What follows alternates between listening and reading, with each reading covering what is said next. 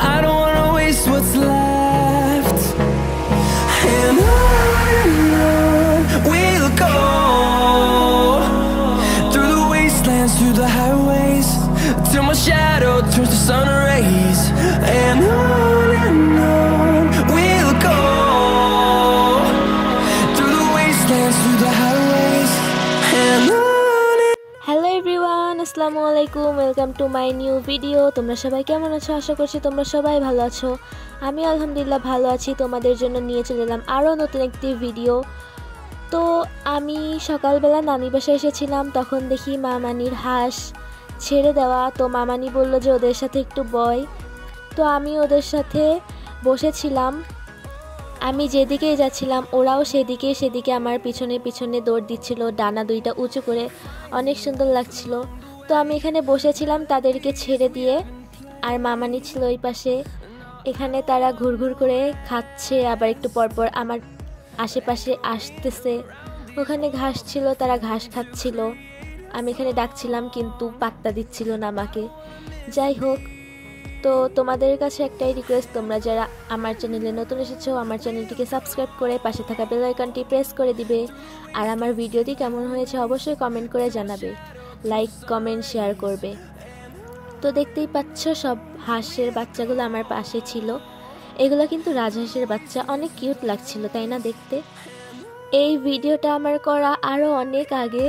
এখন সেই হাঁসের বাচ্চা বড় হয়ে গিয়েছে, তাদের পশম উঠতে শুরু করেছে, কিন্তু আমার এখনও ভিডিও এডিট করা হয়নি, ছাড়া হয় নাই। তো তোমরা অনেকেই জানো যে আমার আগের যেই বড় একটা চ্যানেল ছিল ওটা ডিলিট হয়ে গিয়েছে।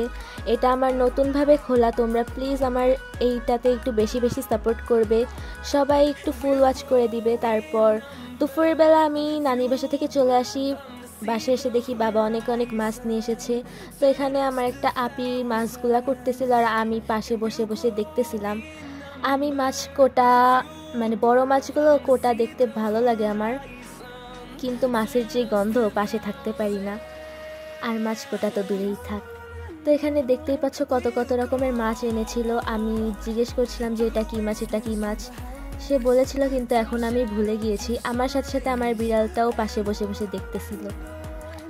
তো এখানে দেখো মাছ কাটতেছে আর আমি বলতেছি এটা কি মাছ, এটা কি মাছ। পরে সে সবগুলোর নাম বলছিল। তো আমি জানতাম না যে এই লাল মাছগুলা যে খায়, আমি জানতাম এগুলো শুধু পুকুরে থাকে ভালো লাগার জন্য বা অ্যাকোয়ারিয়ামে থাকে সৌন্দর্যের জন্য।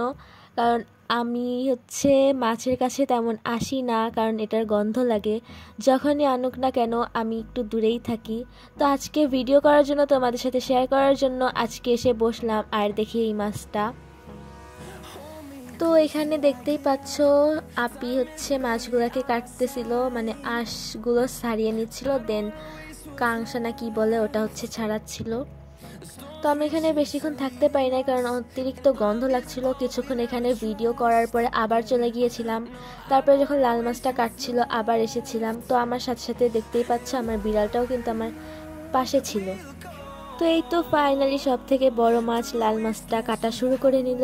তো কাটার আগে তাকে ভালোভাবে ছাই দিয়ে গোসল করানো হচ্ছিল, মানে ছাইটাকে ভালোভাবে তার গায়ে মাখানো হচ্ছিল। তারপরে আস্তে আস্তে তার যেই হাত পা বা ওই যে কি বলে জানি না, যাই হোক ওইগুলাকে কেটে নিচ্ছিল। এই মাছটা এতই বড় ছিল যে আপনি ভালোভাবে ধরতেই পারছিল না, বারবার পড়ে যাচ্ছিল। সে কারণে একটু ছাই দিয়ে নিচ্ছিল যাতে পিছলাই না যায়। তো দেখতেই পাচ্ছ এখানে কাটতেছে, পরে কাংসা কাটছিল, পরে এটাকে দুই ভাগ করে আলাদা আলাদা করে কাটতেছিল, কাটাই যাচ্ছিল না, দেখো কত কষ্ট হচ্ছিল। তো আজকের ভিডিওটি ছিল এই পর্যন্ত। আশা করছি তোমাদের ভালো লেগেছে। যদি ভালো লেগে থাকে তাহলে অবশ্যই লাইক কমেন্ট শেয়ার করবে, আর কেমন হয়েছে অবশ্যই কমেন্টে জানাবে। Tata, take care, have fun, খুদা হাফেজ, love you guys, bye by.